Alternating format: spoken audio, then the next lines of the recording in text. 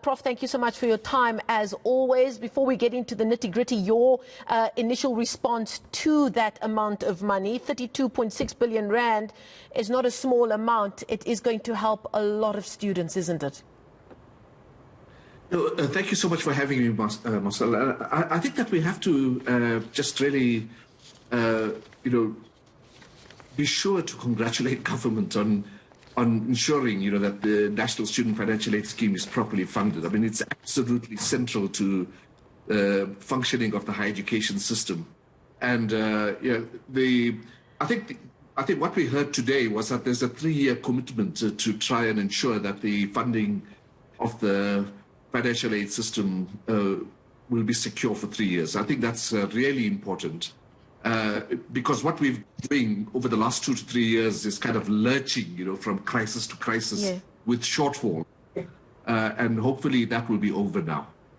Have you got an understanding of exactly how this money will be applied? Because over the last few weeks we've heard from the Department of Higher Education various statements that were sent out just detailing how serious the debt issue is and cut up in different ways, different segmentations as well. Have you already been given any sight on how exactly this money is going to be split up and where it's going to be used to help those students who need it most?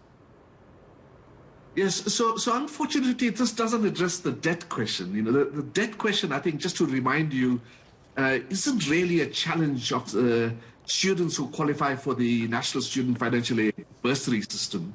They are fully funded, if you like. I mean, so there might well be some students who are NISFA students who have debt, but that's not the big challenge. The big challenge on the debt side are students who fall outside of the National Student Financial Aid Scheme. And, and unfortunately, we don't have a solution to that yet. And that's still a major challenge, and as you're aware... So sorry, please go ahead. This money that's been allocated today, do you have sight on how it's going to be used?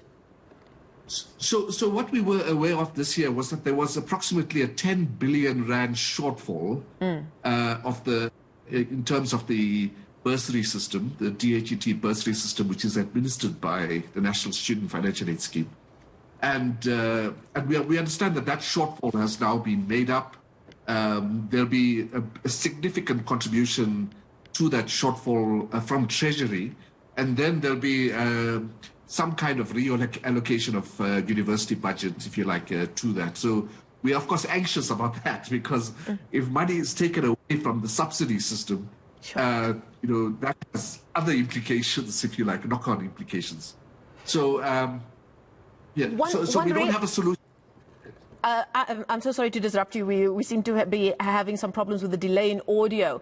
But the picture that you paint, and it's one that's not new. I mean, it's been coming on for some time now. It's almost, I think I've been trying to think about various stories that could illustrate what those working with money in the university space have to deal with. You almost have the boy trying to stop the dam wall from breaking, and he's only got 10 fingers to do so. Is that how it feels on a daily basis for those running the purses of our very important universities and colleges?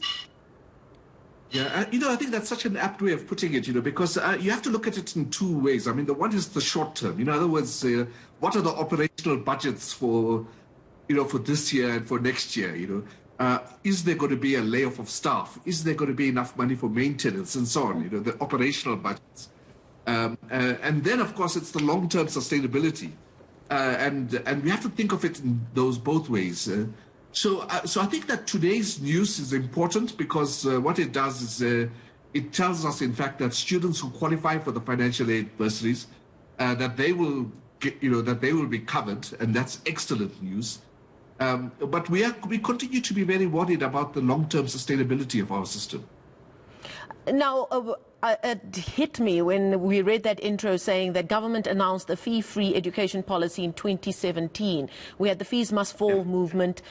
We've had so much happen since then. I mean, that 2017 seems like a lifetime ago. We've had a pandemic ever since. And the experience of our students and our pupils, I think, have been of the worst experiences that we've seen in South Africa, with a real spotlight being put in the haves and the have-nots in the education space space as well. Can you give us an idea of, compared to where the education or the university system was at from a financial point of view, pre-COVID and now, is the picture so much worse, and why? Yeah, no, I don't think the picture has worsened so much. I mean, I think that there certainly is pressure on the finances of universities, and in particular, of course, just the big shift towards remote learning, the big investment in technology, the costs of data, and all of that. But having said that, I think that what we are seeing is a very steady kind of funding over the last 10 years or so of the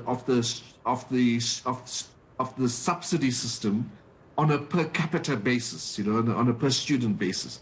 The problem, of course, is that the number of students is growing, and that we really do require much more investment, if you like, in infrastructure and so on, because we're running out of places. We do need to invest in decent residences and so on.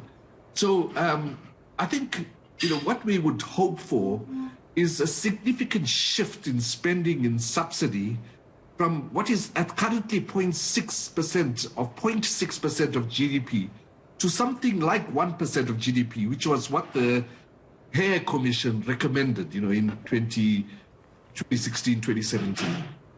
So we are, although I don't think any of the universities are going to, suffer significant financial challenges this year, but what we are concerned about is the long-term sustainability of the system. Prof, just before I let you go, I want to squeeze in one more question. You speak about how there's a growing number of students that are needing space and that you need physical space. I mean, we saw in the business space, the experience of the pandemic, we're seeing so many businesses now cutting down on the physical spaces that they need, which very simply means they're spending less money on overheads. Is that something that our universities should be looking at going forward as a learning that's been taken from the pandemic and perhaps a way of cutting costs?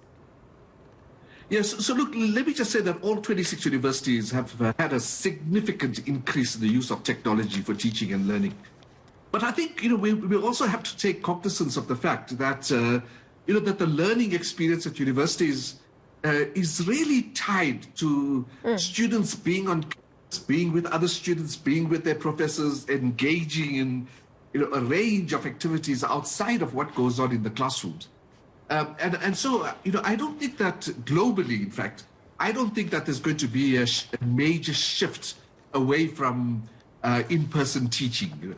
What will change and has changed will be the extent to which technology is used in that in-person teaching and learning. Okay, we're going to leave it there. Thank you so much for your time, as always. University South Africa CEO, Professor Ahmed Bawa, joining us there from here in Johannesburg.